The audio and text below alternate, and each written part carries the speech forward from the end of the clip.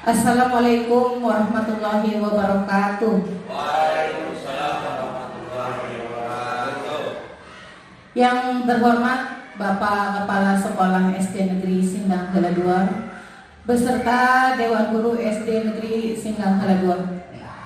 Sungguh merupakan anugerah Allah Subhanahu wa Ta'ala yang patut kita syukur bersama ketika hari ini, hari Sabtu, tanggal 16 Agustus 2025, kita dapat bersama-sama hadir dalam acara diseminasi pembelajaran mendalam. Sholawat dan salam kita haturkan kepada junjungan kita Rasulullah SAW yang telah membawa kita dari zaman kegelapan hingga ke zaman terang benderang seperti saat ini. Baiklah, saya selaku pembawa acara sekaligus narasumber akan menyampaikan susunan acaranya. Untuk acara yang pertama yaitu pembukaan, acara yang kedua yaitu sambutan dari Bapak Kepala Sekolah, acara yang ketiga acara inti penyampaian atau diseminasi pembelajaran mendalam, acara keempat tanya jawab, dan acara yang terakhir adalah penutup. Untuk menghemat waktu, marilah kita mulai acara ini dengan membaca basmalah bersama-sama. Bismillahirrahmanirrahim. Untuk acara yang kedua yaitu sambutan dari Bapak Kepala Sekolah SD Negeri Singganghela II. Kepadanya saya persilakan. Assalamualaikum warahmatullahi wabarakatuh.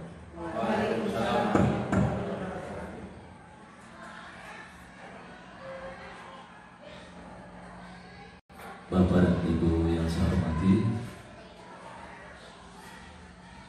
puji dan puji syukur marilah kita panjatkan kepada Allah Subhanahu wa Ta'ala. Hari ini kita bisa berkumpul memenuhi undangan dari Bu Duryati sama Bu Fitria Anggra ini, dimana hari ini beliau mengagendakan itu diseminasi pembelajaran mendalam.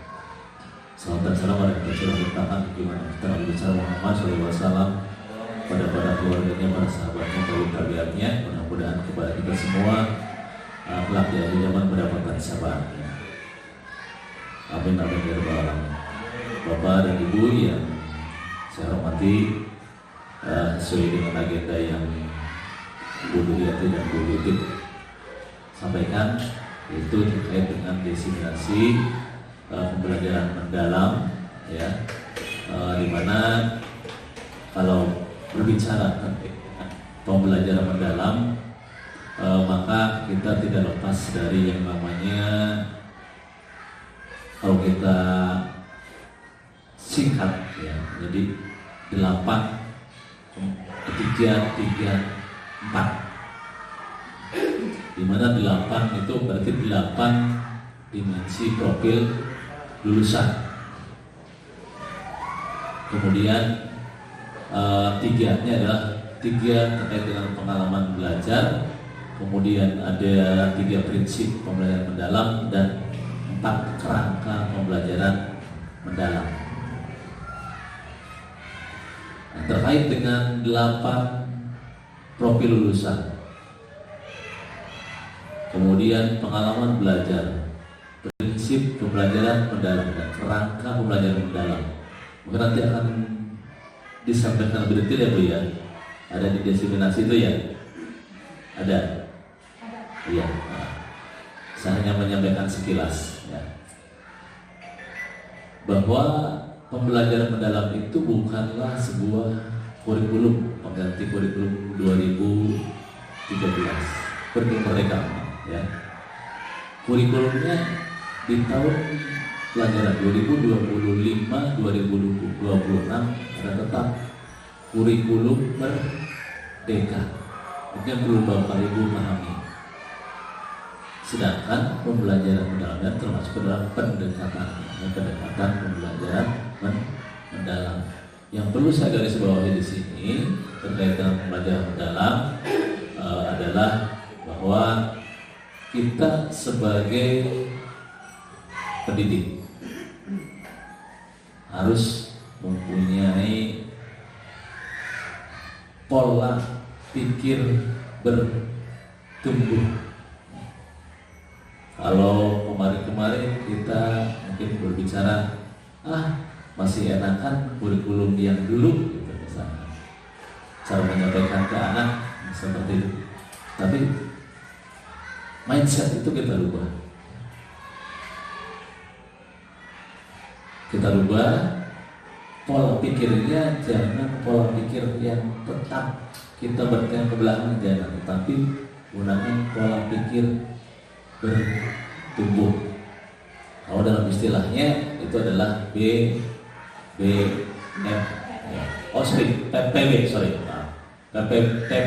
pola pikir bertumbuh. Ya. Nanti akan disampaikan lebih detailnya ya oleh narasumber kita, Bu Dudati sama Bu Pipit. Saya hanya membuka kegiatan diseminasi pada hari ini. Mudah-mudahan diseminasi dari awal sampai akhir bisa berjalan dengan lancar. Dan nanti dalam pelaksanaannya, monggo Bapak Ibu boleh bertanya ya terkait dengan apa yang dipaparkan. Jangan sampai hanya menyampaikan satu arah, tetapi kita sebagai peserta diseminasi tidak paham apa yang disampaikan.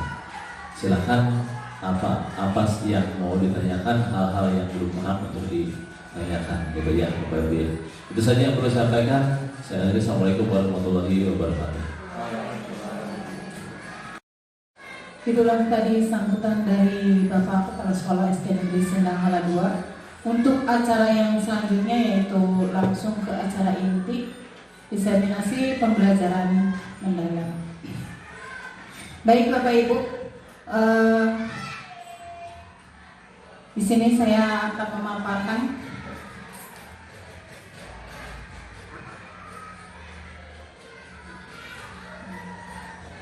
tadi yang pertama yang kita dengar sambutan dari Bapak Kepala Sekolah bahwa pembelajaran mendalam itu kan rumornya katanya ganti kurikulum ya. Padahal pembelajaran itu sebenarnya bukan kurikulum, tetapi itu hanya pendekatan pembelajaran. Nah, setiap manusia itu pola pikirnya atau mindsetnya itu harus bertumbuh. Apa yang dimaksud dengan pola pikir bertumbuh itu seperti apa? Nah, sebelum ke situ kita akan tahu dulu apa itu pola pikir atau mindset ya. Di sini kumpulan keyakinan yang akan menentukan cara seseorang melihat dan berpikir terhadap sebuah kejadian atau sebuah peristiwa. Bagaimana cara seseorang melihat dan berpikir terhadap sebuah kejadian atau peristiwa. Itu yang namanya pola pikir.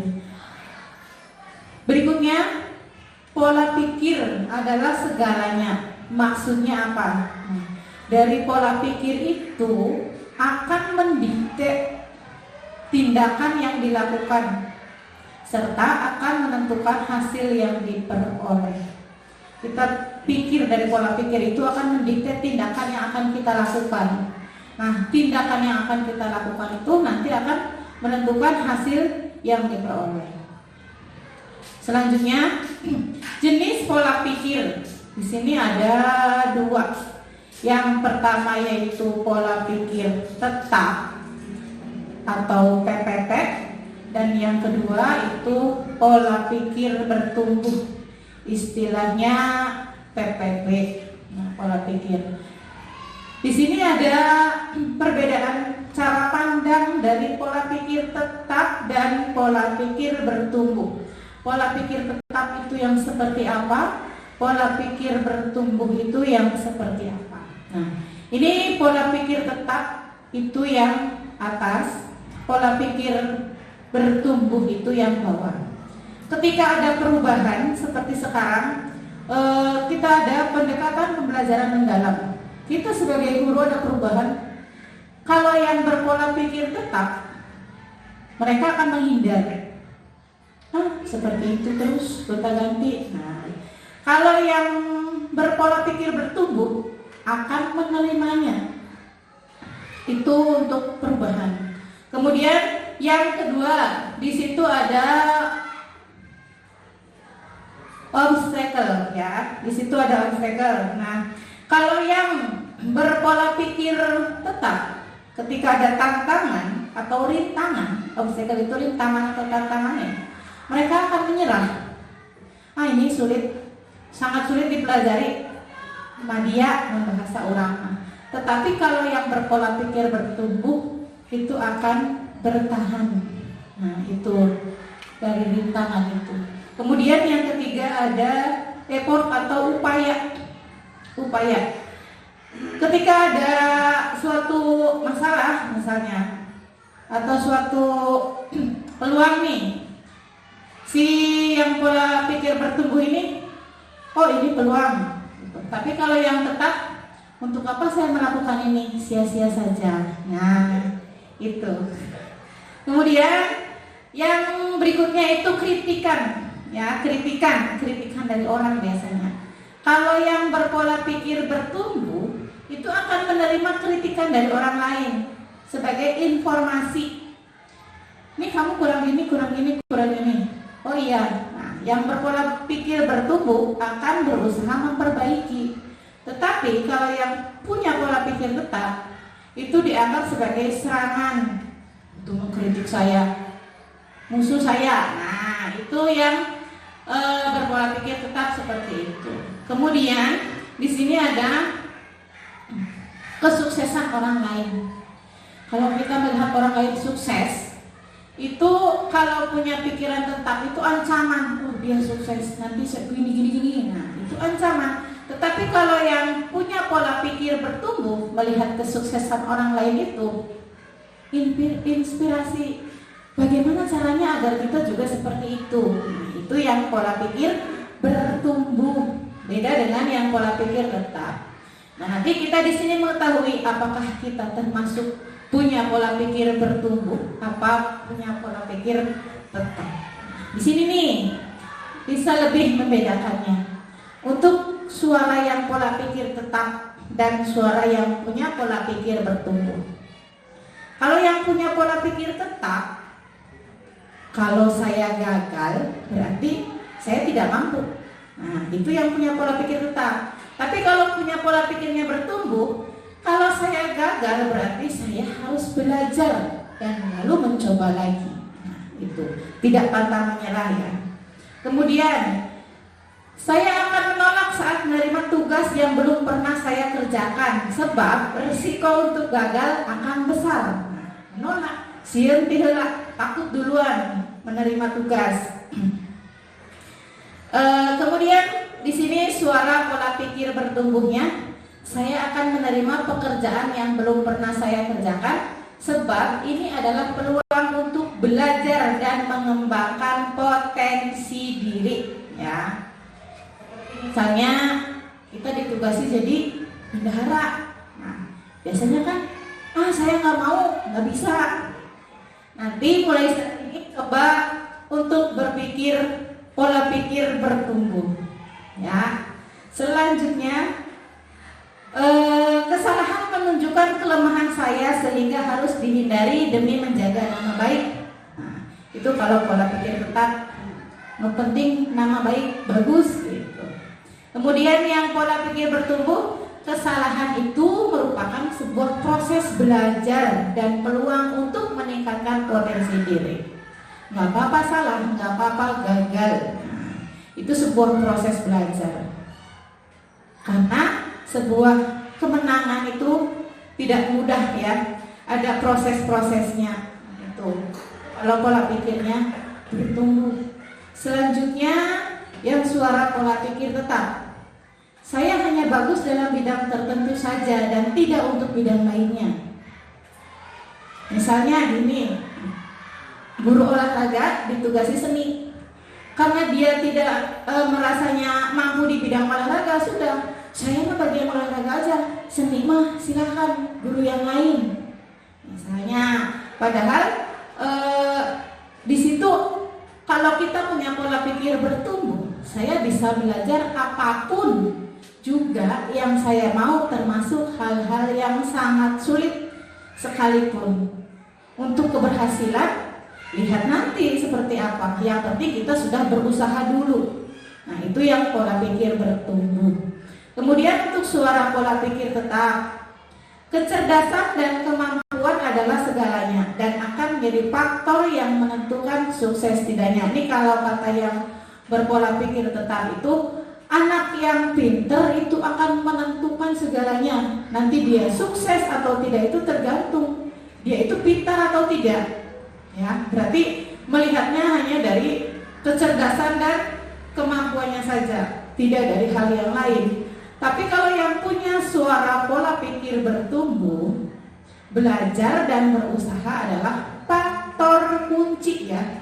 Belajar dan berusaha adalah faktor kunci yang akan menentukan sukses tidaknya seseorang. Berarti prosesnya, kalau yang suara pola pikir tetap, anak itu cerdas, anak itu pandai, pasti dia sukses. Nah, kalau yang berpola pikir tetap. Tapi kalau yang bertumbuh, kesuksesan itu bukan dari hanya kecerdasan saja, dari kemampuannya saja, tetapi dari belajar dan berusaha.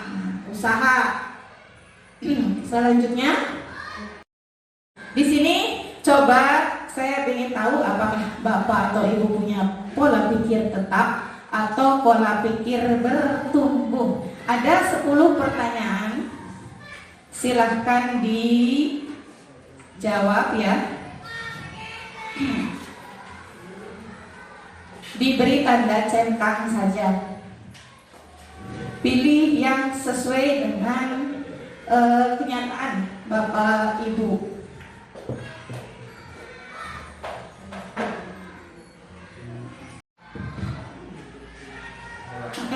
Baik. Sudah ya Bapak Ibu, coba kita cek masing-masing jawaban kita seperti apa. Saya memiliki kelemahan dalam melakukan beberapa hal. Nanti lihat jawaban Bapak Ibu. Kemudian tidak masalah bila saya gagal, sebab itu kesempatan untuk belajar. Nah, setuju atau tidak? Kemudian jika orang lain melakukan sesuatu yang lebih baik daripada saya, itu akan menyebabkan saya merasa rendah diri. Kemudian yang keempat, saya suka mencoba hal-hal yang baru meskipun hal ini memiliki resiko. Kemudian yang kelima, saya merasa sukses pada saat mampu menunjukkan kepada orang lain bahwa saya mahir dalam suatu bidang. Kemudian yang keenam, ketika orang lain sukses, saya merasa terinspirasi dan ingin melakukan hal yang sama. Yang ketujuh, saya senang saat mampu melakukan sesuatu yang tidak bisa dilakukan oleh orang lain. Dan yang kedelapan, tingkat kecerdasan bisa diubah lewat belajar dan berlatih.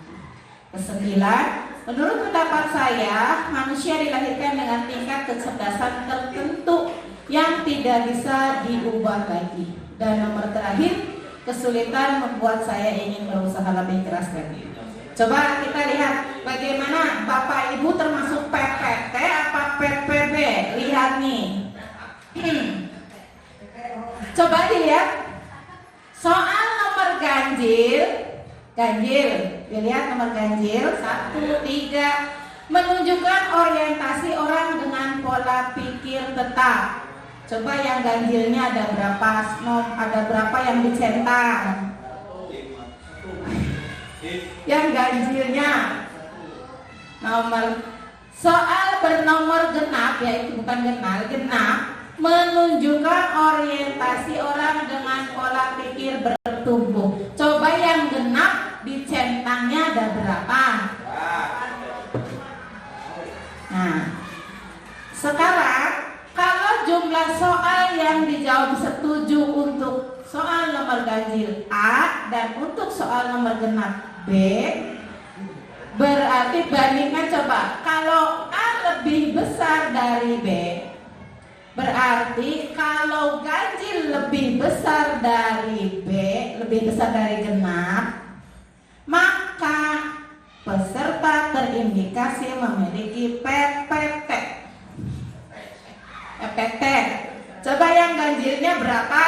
Yang ganjil yang dicentang. Yang ganjil 1, yang genapnya yang dicentangnya berapa? Yang ganjil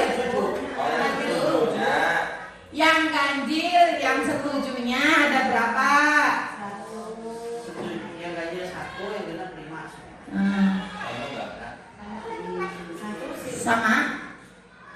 Berarti yang ganjil yang diconteng 1. Oke. Yang genap yang diconteng berapa? Coba yang genap. Yang setujunya. Yang genap. Nah, kalau lebih banyak setuju, masa nggak ada yang genap? Ini genap 1, 2, 3, 4, 5. Ada 5. Ada 5. Berarti kalau banyak yang dicentang di setuju bagian genapnya daripada yang setuju bagian ganjilnya, Bapak Ibu sudah terindikasi memiliki pola pikir bertumbuh.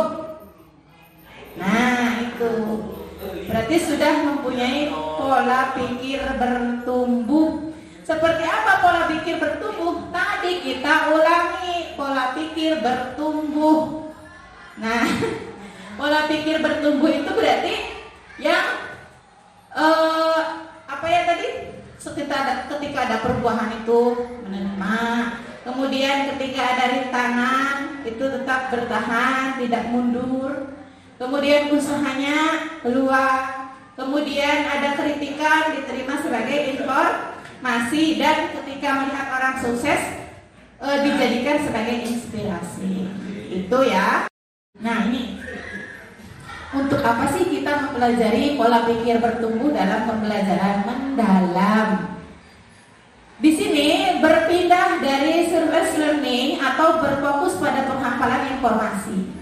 Anak-anak sekolah, anak-anak SD ya, termasuk murid-murid kita itu biasanya selalu fokus pada penghafalan.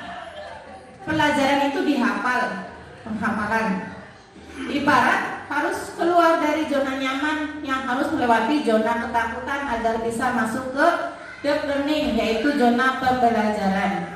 Oleh karena itu, mindset atau growth mindset atau pola pikir bertumbuh dibutuhkan agar bisa menghilangkan rasa takut untuk berhadapan dengan hambatan, tantangan, dan kesulitan. Ini diharapkan yang tadinya berfokus pada penghafalan pembelajaran, informasi yang diperoleh dari guru, jadi ke pembelajaran mendalam. Mendalam itu yang seperti apa? Yang lebih bermakna. Nanti kita di sini mempelajari apa itu bermakna ya. Selanjutnya, apa itu pembelajaran mendalam? Selama ini kita hanya mendengar istilah pembelajaran mendalam. Apa sih sebenarnya pembelajaran mendalam itu?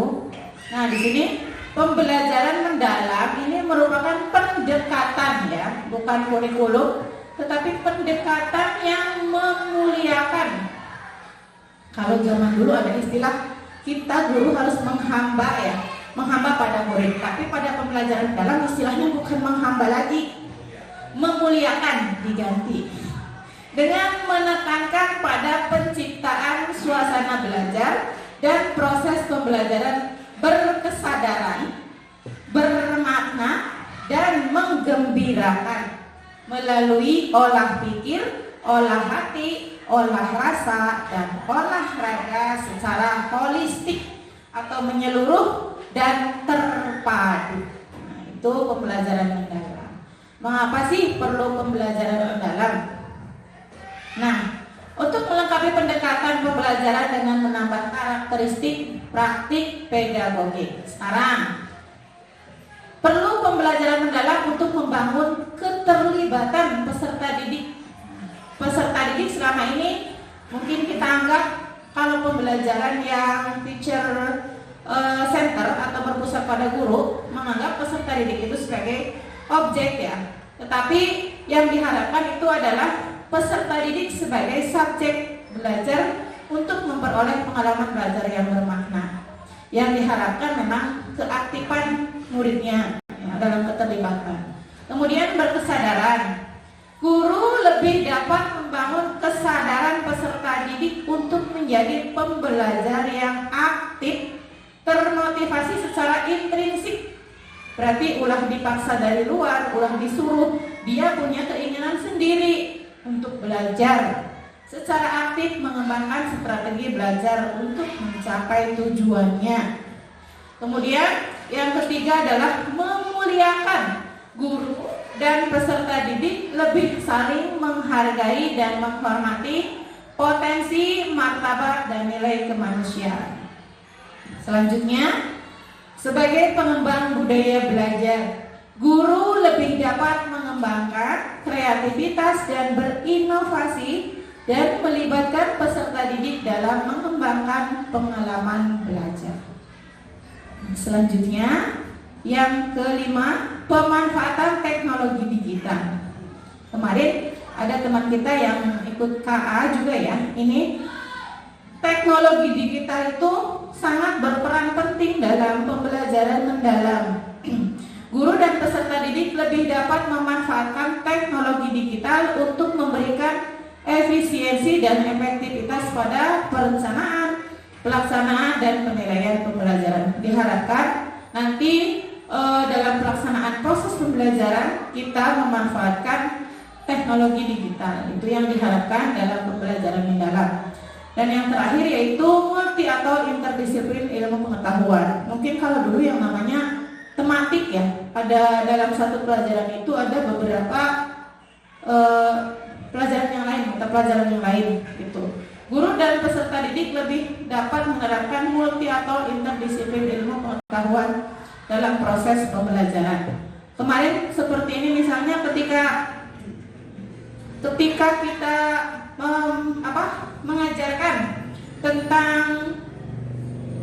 mengajarkan tentang rantai makanan ya, saya kemarin siswa disuruh mencari apa yang termasuk biotik dan abiotik, dicari. Nah, itu dengan menganalisis data hubungannya dengan matematika. Kemudian siswa berpresentasi hasil diskusi di depan, mengkomunikasikan itu hubungannya dengan bahasa Indonesia misalnya. Kemudian siswa membuat bagan yang bagus diwarnai dan sebagainya, itu hubungannya dengan seni rupa misalnya. Itu interdisiplin ilmu pengetahuan ya. Mungkin di kita juga sudah menerapkan dulu sudah. Nah, di sini tadi seperti Bapak Kepala Sekolah untuk PM itu rumusnya 3, 3, 4 8, 3, 3, 4 8-nya dimensi profil lulus. Ada apa aja di situ? Yang pertama ya sama seperti hampir mirip dengan kemarin itu profil pelajar Pancasila. Sekarang namanya dimensi profil lulusan. Ada keimanan dan ketakwaan terhadap Tuhan Yang Maha Esa. Yang kedua, kewargaan. Yang ketiga, kreativitas. Yang keempat, kemandirian. Yang kelima, komunikasi. Yang keenam, kesehatan. Ketujuh, kolaborasi. Kedelapan, penalaran kritis. Oke, yang berarti ini bacanya dari dalam dulu keluar. Nah, ini saling terpadu ya. Kenapa ada tanda panah seperti itu? Kemudian prinsip pembelajarannya ada 3. Prinsipnya yaitu yang satu harus berkesadaran. Berkesadaran apa? Siswa itu mempunyai keinginan untuk belajar dalam diri sendiri. Maksudnya ada intrinsik, motivasi intrinsik. Saya mau belajar tanpa disuruh dan sebagainya. Itu namanya berkesadaran. Kemudian yang kedua bermakna. Nah, bermakna ini penerapannya dalam kehidupan nyata ya, kehidupan sehari-hari di lingkungan sekitar peserta didik. Kemudian yang ketiga adalah menggembirakan. Pembelajarannya menggembirakan. Menggembirakan seperti apa? Nanti di situ di penjelasannya ada. Kemudian pengalaman belajar. Pengalaman belajarnya ada 3. Yang pertama memahami dulu. Nah, anak memahami konsepnya dulu, konsep pembelajaran. Kemudian mengaplikasikannya dalam kehidupan nyata. Apa manfaat saya mempelajari misalnya rantai makanan? Oh, dalam kehidupan nyata ternyata bermanfaat ya. Kalau saya tidak menjaga pohon, kalau saya tidak menjaga tumbuhan, kalau tidak disiram dan sebagainya, tumbuhan mati. Nah, kalau mati nanti hewan makannya apa? Nanti hewan lama-lama akan punah. Nah, yang diharapkan pembelajaran mendalam siswa itu sampai ke sana pikirannya, bukan hanya menghafal rantai makanan ini dimakan ini dimakan ini, tapi untuk maknanya, untuk kehidupan sehari-harinya siswa nggak tahu gitu. Itu yang diharapkan pembelajaran dalam itu, siswa itu berarti paham dia mempelajari itu untuk apa. Nah, selanjutnya merefleksi ya, merefleksikan. Nah, berikutnya 4 kerangka pembelajaran mendalam. Yang pertama, di situ ada praktik pedagogisnya. Tadi antar disiplin ilmu matematika dengan bahasa Indonesia dengan seni. Misalnya dalam satu pelajaran itu ada olahraga dengan IPA, tadi dengan sendi ya, di kelas 6 kan ada sendi, bisa disangkut pautkan ketika olahraga senam ini. Nah, itu sendi apa yang bergerak, atau itu bisa IPA di kelas 6 dengan olahraga bisa. Kemudian kemitraan pembelajaran. Kemitraannya itu berarti dengan siapa? Ketika anak ingin belajar ekosistem, oh berarti Kak petani. Misalnya ketika anak ingin mempelajari tentang kesehatan dan sebagainya, oh ke puskesmas atau kemana. Ketika anak ingin mencari data, misalnya data jumlah penduduk laki-laki dan perempuan dijadikan diagram batang, oh larinya kemana? Ke balai desa. Nah, itu namanya kemitraan pembelajaran. Misalnya agama, mau surat ini, surat apa? Ke Madin, nah gitu ya. Kemudian lingkungan pembelajaran, lingkungannya yang kondusif, yang seperti apa? Bukan hanya memanfaatkan lingkungan kelas. Nah, ketika mempelajari misalnya ekonomi dan sebagainya, kita bawa ke pasar yang dekat, misalnya pasar di Sindang Hela ada. Kemudian mempelajari tentang tadi kata saya rantai makanan, anak dibawa ke sawah untuk cari ekosistem di sawah itu ada apa saja. Nah, itu lingkungannya. Kemudian pemanfaatan digital ya, itu salah satu termasuk kerangka pembelajaran. Harus memanfaatkan perangkat digital. Bisa menggunakan YouTube, karena anak sekarang itu sudah tidak heran lagi, pasti semuanya bisa menggunakan perangkat digitalnya, misalnya dengan HP, kemudian nonton pakai media video dari YouTube bisa dan sebagainya ya. Itu termasuk salah satu kerangka pembelajaran. Selanjutnya di sini, nah, ini dimensi profil lulusan ada 8. Yang pertama keimanan dan ketakwaan, yang kedua kewargaan, yang ketiga kreativitas, keempat penalaran kritis, kelima kolaborasi, keenam kemandirian, ketujuh kesehatan, dan kedelapan komunikasi. Itu yang kemarin mah ada 6 ya, profil pelajar Pancasila, sekarang 8 Selanjutnya 8 dimensi profil lulusan. Tadi tuh keimanan dan ketakwaan, berarti individu yang memiliki keyakinan teguh akan adanya keberadaan Tuhan Yang Maha Esa, mengamalkannya dalam kehidupan sehari-hari. Siswa pagi sebelum pembelajaran berdoa, biasanya di situ kita sudah menanamkan keimanan dan ketakwaan. Yang kedua, kewargaan. Individu yang memiliki rasa cinta tanah air, serta menghargai keberagaman budaya. Kebetulan kita kan budayanya Sunda hanya satu ya. Jadi di situ tuh ada memiliki rasa cinta tanah air. Kita juga sudah biasa menerapkan pada misalnya upacara bendera itu cinta tanah air. Kemudian penanganan kritis, individu yang mampu berpikir secara logis, analis dan reflektif, memahami, mengevaluasi serta memproses informasi untuk menyelesaikan masalah. Tidak hanya menerima masalah, menerima informasi langsung ini tidak, tapi kira-kira ini informasinya benar enggak dan sebagainya. Bagaimana cara menyelesaikan masalahnya ya ketika ada suatu masalah. Bukan mundur, saya nggak bisa, misalnya gitu. Nah, tapi kalau bernalar kritis, kalau tidak bisa anak bertanya. Kemudian yang keempat, kreativitas. Nah, ini berpikir secara inovatif, fleksibel. Misalnya ketika anak membuat keterampilan dan sebagainya, biarkan mereka berkreasi menurut misalnya hobi masing-masing atau apa di kreasinya ya. Lanjut. Kemudian yang kelima ada kolaborasi. Di sini kerjasama. Kerjasama bisa dalam diskusi, bisa dipraktekkan. Kemudian kemandirian, individu yang mampu bertanggung jawab atas proses dan hasil belajarnya sendiri dengan menunjukkan kemampuan untuk mengambil inisiatif, mengatasi hambatan, dan menyelesaikan tugas secara tepat tanpa bergantung. Ketika ada tugas, PR, praktik, dan sebagainya dikerjakan sendiri tanpa menggantungkan kepada orang lain. Kemudian kesehatan, individu yang memiliki fisik yang prima, bugar, sehat, dan mampu menjaga keseimbangan kesehatan mental dan fisik untuk mewujudkan kesejahteraan lahir dan batin. Dan yang terakhir adalah komunikasi.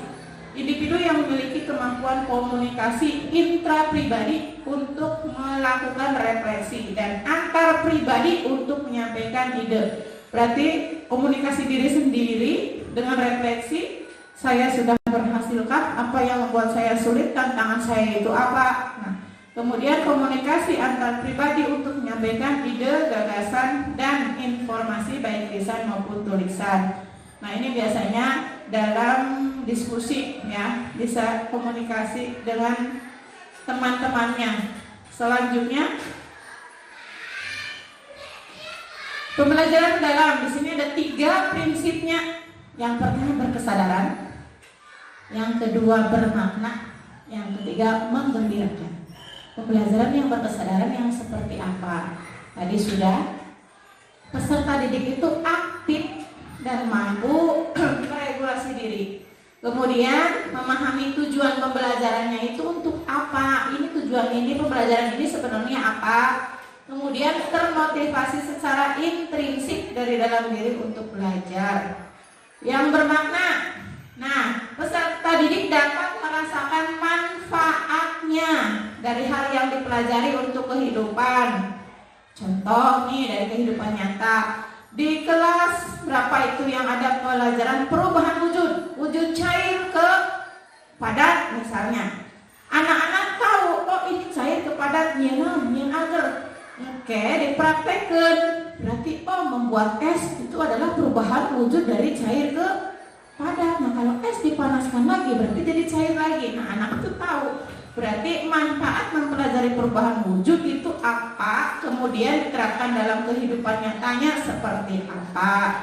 Ini baju dijemur bisa nagarin kumaha. Nah, itu kan dipelajari dalam perubahan wujud, misalnya menguap. Anak paham, dan anak paham dalam kehidupan sehari-hari penerapannya seperti apa. Kemudian yang menggembirakan, suasana belajar yang positif, menyenangkan, menantang, dan memotivasi peserta didik merasa dihargai atas keterlibatan dan kontribusinya pada proses pembelajaran. Itu tadi menggembirakan. Di sini penerapannya nih.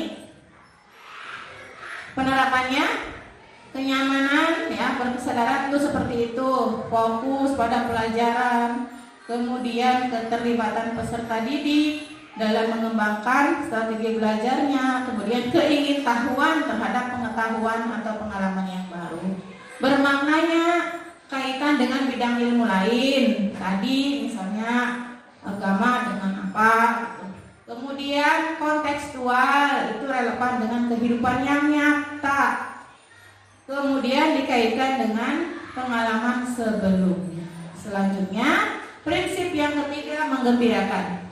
Lingkungan pembelajaran yang interaktif, kemudian menginspirasi, tercapainya keberhasilan belajar atau istilahnya aha moment, dan memberikan ruang untuk prakarsa kreativitas sesuai dengan bakat, minat, dan perkembangan. Ini selanjutnya olah pikir ya tadi, berkesadaran, bermakna, menggembirakan dengan olah pikir, olah hati, olah rasa, olahraga. Olah pikir, kemampuan untuk memahami, menganalisa, dan memecahkan masalah. Mengolah hati atau olah hati untuk mengasah kepekaan batin, membentuk budi pekerti siswa, serta menanamkan nilai moral dan spiritual. Kemudian yang ketiga itu ada olah rasa, adanya rasa empati dan kemampuan menghargai keindahan serta hubungan antar manusia. Dan adanya olahraga, yaitu bagian dari pendidikan yang bertujuan untuk menjaga dan meningkatkan kesehatan fisik, kemudian kekuatan tubuh, serta membentuk karakter melalui kesehatan jasmani. Itu sebagian dari materi pembelajaran mendalam. Selanjutnya untuk materi yang lain akan disampaikan oleh narasumber kita yang lain. Kepada Bu Fitria Anggraini, mohon.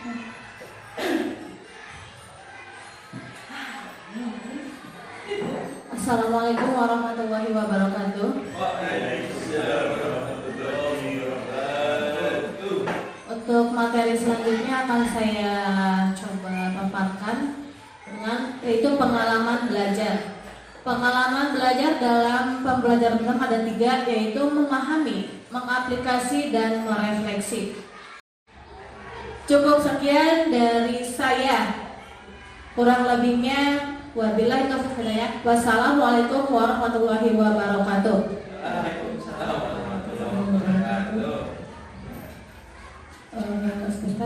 Sebelum lanjut ke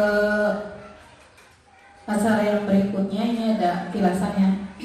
Untuk komponen perencanaan pembelajaran sekarang, yang pembelajaran mendalam itu seperti ini. Yang pertama ada identifikasi.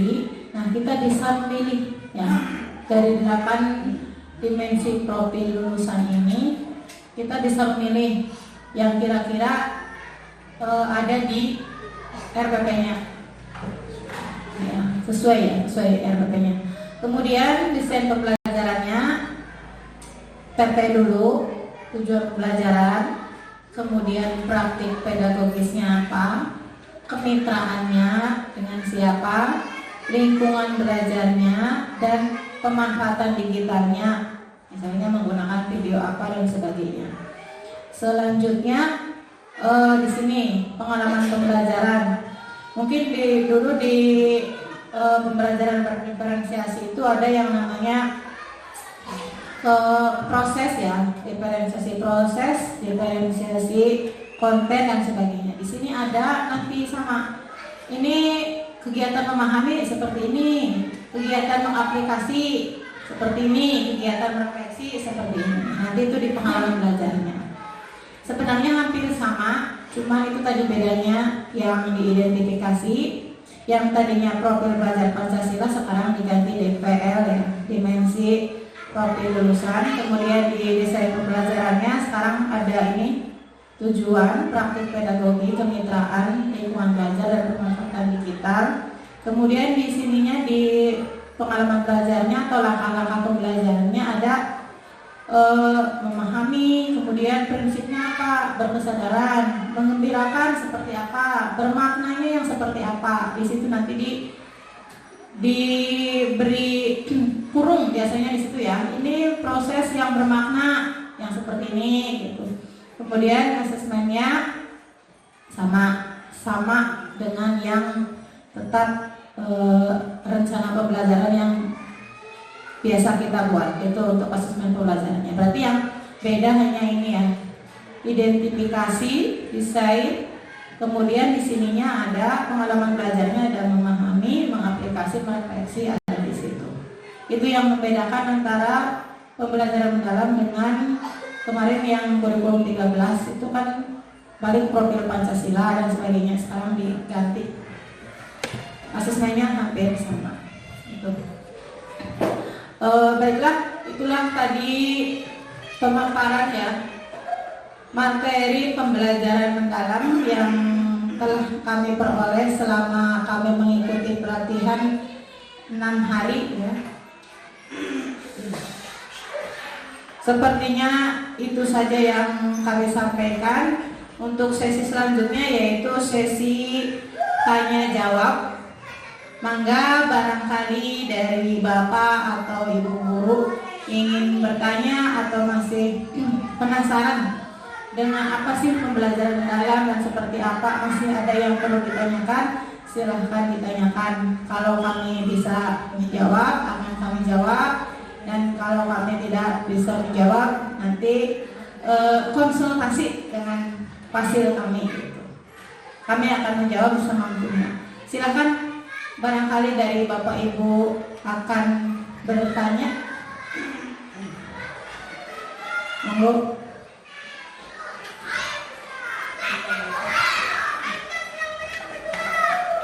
Ya, kalau itu.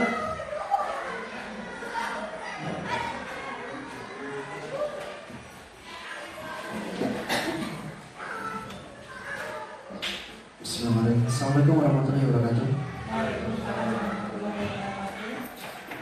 Pertama-tama terima kasih atas kesempatannya. Sebelum ke pertanyaan, saya ingin menyampaikan komentar dan sedikit saran mungkin ya Bu. Untuk komentarnya, saya rasa penjelasan dan materinya sudah sangat baik. Kita, sekolah kita itu bisa dibilang beruntung. Beruntungnya yang pertama kita bisa ikut pelatihan, dan beruntungnya lagi bapak ibunya juga bersedia untuk mengikuti pelatihan di tengah kesibukan kegiatan di sekolah yang sangat banyak di bulan-bulan ini. Untuk sarannya mungkin satu aja ya Bu. Untuk PowerPoint saya rasa terlalu banyak tulisan. Jadi dari Ibu Pipitnya saja tadi waktu menjelaskan kecapean saat membaca. Karena kalau tulisan sudah dimasukkan ke sini, kalau tidak dibaca sebagai pemateri narasumber agak mungkin gimana gitu ya. Takutnya sama audiensnya tidak dibaca sendiri gitu. Jadi mungkin bisa dipersingkat, entah poin-poinnya saja, yang penting untuk penjelasannya bisa dari pemahaman Bapak Ibu sendiri dari hasil pelatihannya seperti apa. Mungkin itu akan lebih baik lagi gitu ke depannya. Lalu untuk satu lagi sarannya, untuk tadi yang terakhir, untuk perencanaan pembelajaran, saya harap sebetulnya karena Bapak Ibu dari narasumber itu kan kemarin sudah mencoba pembelajaran di kelas ya Bu. Mungkin akan lebih baik kalau perencanaan atau LPP-nya atau modul ajarnya itu ditampilkan gitu. Syukur-syukur kalau ada waktu mungkin dalam diseminasi berikutnya atau ya bisa di kelas atau di kantor gitu saat diskusi, Bapak Ibu guru ini diajari secara langsung untuk membuat modul ajar sesuai dengan pendekatan pembelajaran mendalamnya seperti apa. Itu mungkin akan lebih enak untuk Bapak Ibunya juga belajar dengan praktik gitu supaya lebih bermakna. Untuk pertanyaannya, yang pertama mengenai pola berpikir yang tumbuh atau growth mindset. Tadi sudah dijelaskan baik sekali, cuma saya ingin lebih menggali ke dalam penerapannya. Dalam penerapan yaitu dalam iklan secara sederhana saja. Sebetulnya kita inginkan anak-anak itu kan sudah punya pemikiran untuk tumbuh, untuk punya kesadaran saya ini harus bisa untuk melakukan lebih dari yang sudah saya bisa saat ini gitu.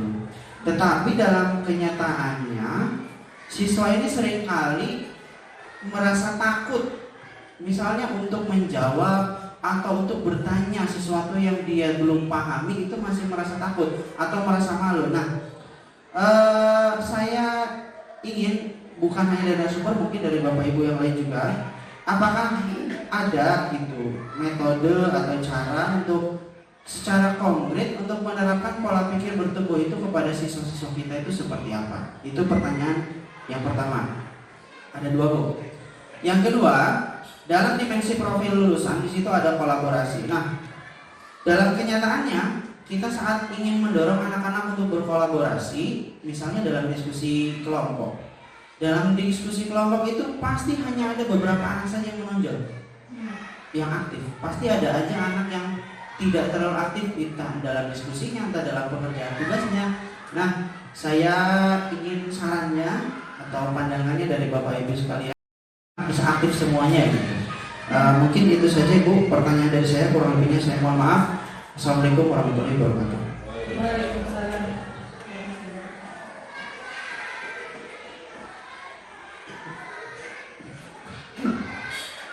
Oke, terima kasih atas tanggapan, saran dan pertanyaannya dari Pak Toto ya. Yang pertama yaitu tanggapannya tadi sudah bagus, sudah sangat lengkap. Kami menyampaikan itu semampu kami ya Pak. Terima kasih kalau sudah dapat apresiasi yang baik. Kemudian yang kedua tentang PPT, tadi katanya terlalu panjang dan lebar. Itu sengaja karena sebenarnya jujur ya, kita menerima 7 modul itu dalam waktu 6 hari itu sungguh luar biasa. Sebenarnya belum benar-benar paham. Jadi kenapa saya beri masukan semuanya lengkap? Yaitu hitung-hitung saya itu ingat, baca ini ingat. Kalau tidak seperti itu, sayanya sendiri lupa apa.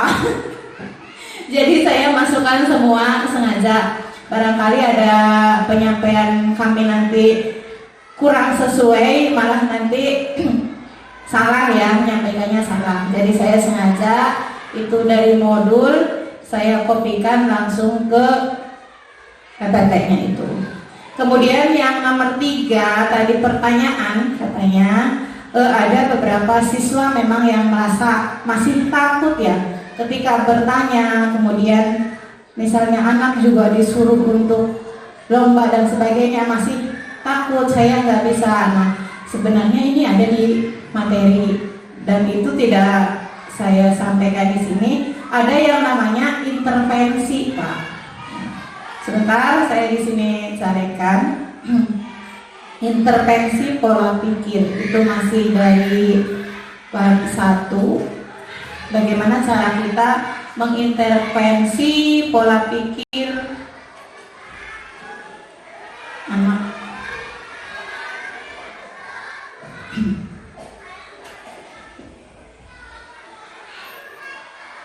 Nah, ini contohnya. Salah satunya ketika saya melihat ada murid, ini contoh untuk anak, mendorong anak agar dia mampu ya. Ketika saya melihat ada murid saya yang mau menyerah ketika menemui tantangan atau kesulitan pada saat akan mengikuti perlombaan, sama ketika anak mengikuti kesulitan di kelas, saya segera menolong dia dan memotivasi. Motivasi dari kita berarti dari gurunya secara langsung kepada anaknya. Kamu itu harus percaya diri. Dia itu kan tidak berani karena dia tidak percaya diri, takut merasa salah terus, takut nggak bisa dan sebagainya. Kita meyakinkan, kamu harus percaya diri.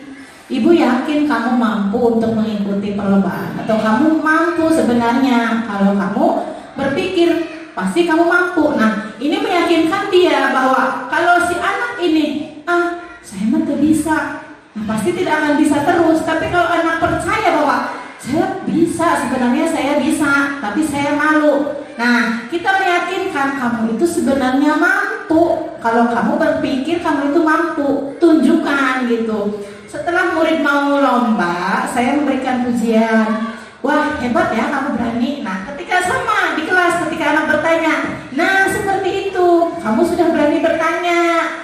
Walaupun memang pertanyaannya tidak seberapa, Tapi ketika anak mengajukan pendapat, nah kita harus mengapresiasi seperti apapun pertanyaan anak seperti itu. Yang penting dia sudah berani berbicara. Wah hebat ya, kamu sudah berani tampil, lebih percaya diri dan jauh lebih baik dari sebelumnya. Ini yang ibu harapkan seperti ini. Silakan kalau ada apa-apa tanyakan, jangan malu. Nah, itu kita mengintervensi. Nah, intervensi pola pikir agar anak itu berpikir bertumbuh. Kemudian saya sebagai guru mengajak murid untuk berdiskusi ringan, diskusi berdua tentang cara berpikir. Ketika ada anak yang merasa gagal, bahwa mereka itu gagal itu berarti tidak mampu. Dapur itu gagal, berarti saya nggak mampu, saya nggak mau. Tapi kita ajak diskusi dan melihat bahwa kesalahan itu sebagai cara untuk belajar. Misalnya ke kelas 5, udah kamari saya cadangan, nggak enak, nggak mau kemah lagi, udah kemarin dia cadangan. Kita mengingatkan ke anak, menyampaikan ke anak, masih ada kesempatan. Sekarang cadangan, nanti tahun depan kamu inti, misalnya itu kalau dalam perkemahan. Nah, sama seperti dalam pembelajaran di kelas, berarti kita juga memberikan pengertian kepada anak.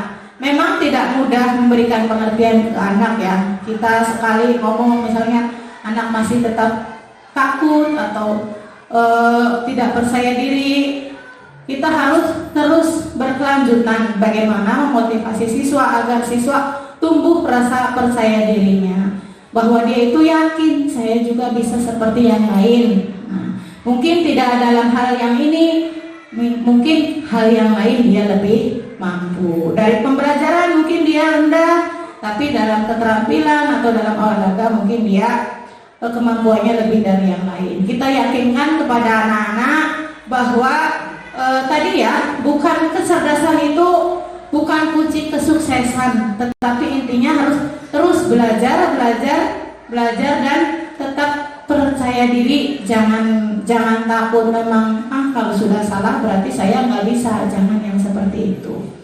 Kemudian kalau misalnya si anak sudah berani dan sebagainya nih, yang terakhir kita memperlihatkan bahwa wajar, tidak apa-apa salah. Bu guru juga pernah salah, Bu guru juga pernah merasa minder, nggak berani. Nah, kita juga seperti itu, mencontohkan kita aja yang dekat, jangan mencontohkan yang lain misalnya. Justru itu tandanya bahwa kamu itu sedang belajar. Setiap orang itu pernah salah, termasuk bu guru juga. Jadikan kegagalan atau kesalahan sebagai proses belajar. Nah, itu kita memotivasi anak agar anak itu memang harus terus-terusan, tidak hanya satu kali, kamu bisa dan sebagainya, enggak, harus terus-terusan. Mungkin dengan belajar terus, dia itu semakin percaya dirinya akan semakin tumbuh. Itu cara untuk menumbuhkan kepercayaan diri anak agar memang berani ya. Terus juga ingatkan kepada teman-teman yang lain bahwa tetap mungkin di kita ketika anak bertanya, kemudian pertanyaannya berbeda dari yang diharapkan, anak biasanya membuli, siapa gitu. Nah, kita tetap sebagai guru itu mengingatkan bahwa pembulian itu seperti apapun bentuknya, bukan hanya fisik, itu memang tidak diperbolehkan di kelas. Nah, kita harus memperingatkan seperti itu juga ke anak-anak. Kemudian tadi bagaimana mendorong siswa aktif semua di kelas ya Pak. Kita sudah belajar tentang pembelajaran berdiferensiasi. Sudah ada juga yang namanya asesmen diagnostik ya, untuk mengetahui bagaimana kemampuan peserta didik di kelas. Apakah dia termasuk tipe belajarnya misalnya auditori atau kinestetik dan sebagainya. Untuk mengaktifkan siswa di kelas berarti kita harus memenuhi. Nah, tadi kan pembelajaran mendalam itu memuliakan peserta didik. Kita harus memenuhi kebutuhannya seperti apa. Bagaimana yang pembelajaran tipe yang kinestetik, auditori, nah itu harus dipadukan di kelas dalam strategi pembelajaran yang memang dapat memenuhi semua kebutuhan peserta didik. Misalnya yang auditori dengan mendengarkan apa, kemudian yang kinestetik dengan bermain peran atau yang dengan berpraktik, atau percobaan apa di IPA. Kemudian ada lagi satu lagi, misalnya yang ini apa? Dimensi pembelajaran yang prosesnya itu diferensiasi konten. Kemudian dari asesmennya seperti apa? Bagaimana kita menyajikan strategi menarik peserta didik. Nah, tadi bisa dengan ketika anak bosan, ice breaking, nah, mungkin itu ya, ice breaking. Sekarang anak harus di situ termasuk prinsipnya loh, prinsip dari pembelajaran mendalam yaitu menggembirakan. Berarti ada nyanyinya, ada apanya, itu seperti itu. Itu jawaban dari saya. Barangkali mau ditambahkan oleh Bu Pipit? Sudah cukup, Bu.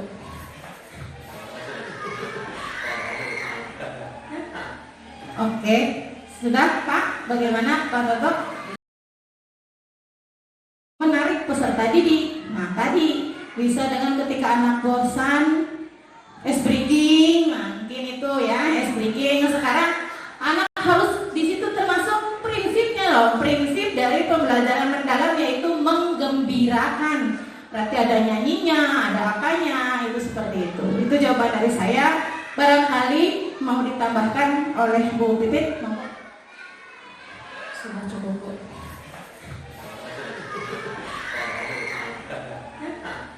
Oke, sudah Pak? Bagaimana Pak Toto?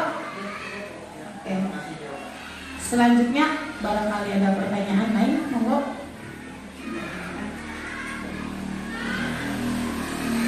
Monggo dari Bu Ibu.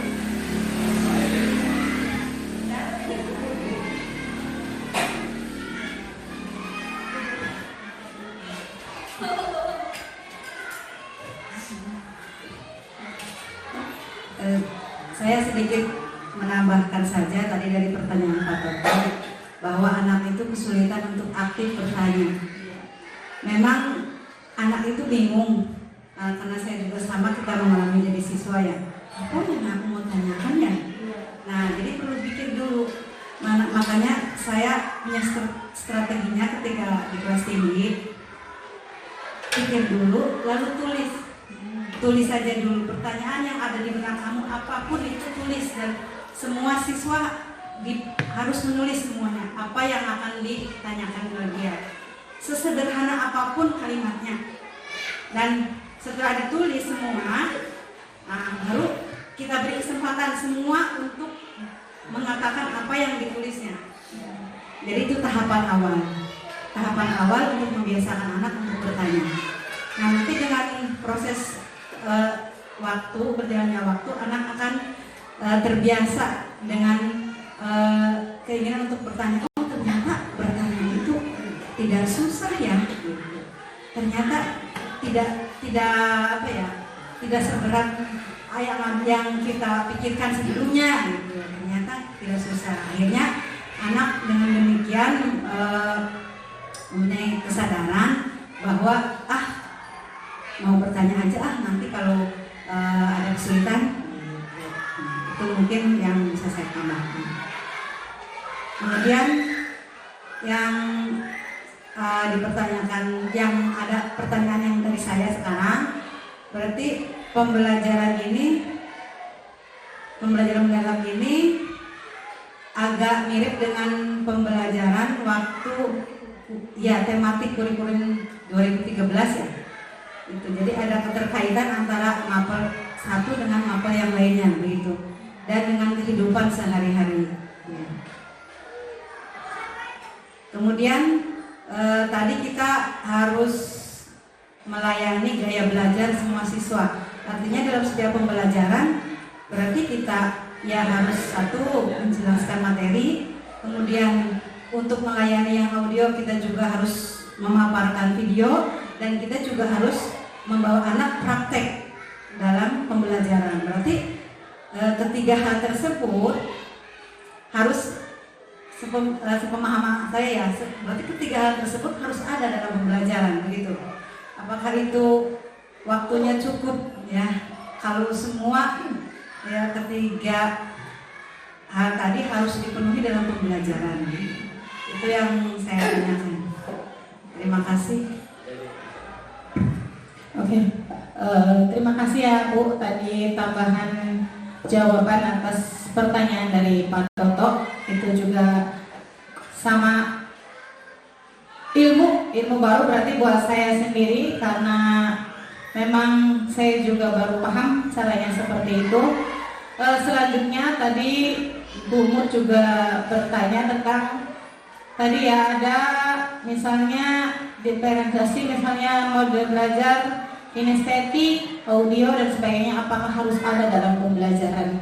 Baik Bu, untuk misalnya yang visual ya, berarti yang melihat langsung, mungkin kita bisa menjelaskannya tadi lewat video. Bagaimana cara untuk yang kinestetik dan sebagainya. Nah, memang itu ada dalam pembelajaran, tetapi tidak harus semua guru yang menyajikan Bu. Dalam satu waktu itu tiga apa? Misalnya yang audio dan video, melihat video. Dalam LKPD-nya nih, dalam lembar kerjanya. Sebelumnya kan kita sudah melaksanakan asesmen diagnostik dulu. Kita tahu yang ini tipe belajarnya audio, yang ini tipe belajarnya kinestetik, yang ini tipe belajarnya visual misalnya ya. Nah, kita berikan LKPD-nya yang berbeda, mungkin itu bisa untuk menjadi agar waktunya tidak. Memang saya juga kalau mikirnya satu-satu, kan guru di sini bukan hanya sebagai pusat pembelajaran sekarang. Justru yang menjadi pusat pembelajaran adalah siswanya yang aktif. Yang kinestetik mereka mengerjakan LKPD-nya sesuai gaya belajarnya misalnya. Kemudian yang audio sesuai bagaimana dia sukanya.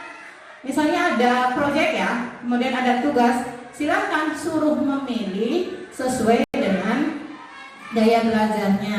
Ketika anak begini Bu, misal saya ya sekarang ngajar rantai makanan. Nah, dalam rantai makanan ada 3 tipe belajar anak. Kita seperti biasa, tidak ini. Kita menjelaskan, nih, anak-anak ini. Nah, dalam memberi tugas, kita memberi kebebasan. Bukan dipisah-pisah, ini kamu mah ini kamu enggak. Kita memberi kebebasan, silahkan pilih kreativitas masing-masing. Nah, biasanya kan ada anak yang suka misalnya kinestetik. Oh, membuat bagannya dengan cara bermain peran aja. Bisa itu untuk misalnya yang suka kinestetik, si ini berperan sebagai padi, si ini berperan sebagai tikus. Nah, itu bisa. Kemudian yang suka menggambar, Bu Guru saya mah bagannya mau berupa gambar aja. Bisa seperti itu. Jadi dalam pembelajaran itu tidak dikotak-kotak, dipisah-pisah, enggak. Kita memberikan kebebasan kepada siswa untuk berkreativitas sesuai dengan hobinya masing-masing. Kayak gitu Bu, maksudnya. Ya, bagaimana? Ya, terima kasih atas penjelasannya. Oke. Sudah? Berhubung waktu sudah di luar ekspektasi ya. Ini jatahnya hanya sebenarnya setengah jam, tapi ini hampir 2 jam. Cukupkan sekian aja. Barangkali nanti ada pertanyaan dan sebagainya bisa ditanyakan, bukan hanya di diseminasi aja ya. Nanti ketika kita ngobrol dan sebagainya bisa ditanyakan langsung. Kiranya itu cukup sekian. Barangkali saya selaku penata acara dan narasumber dengan Bu Pipit ada kesalahan, mohon dimaafkan. Itu saja yang saya sampaikan, kurang lebihnya saya mohon maaf. Wassalamualaikum warahmatullahi wabarakatuh.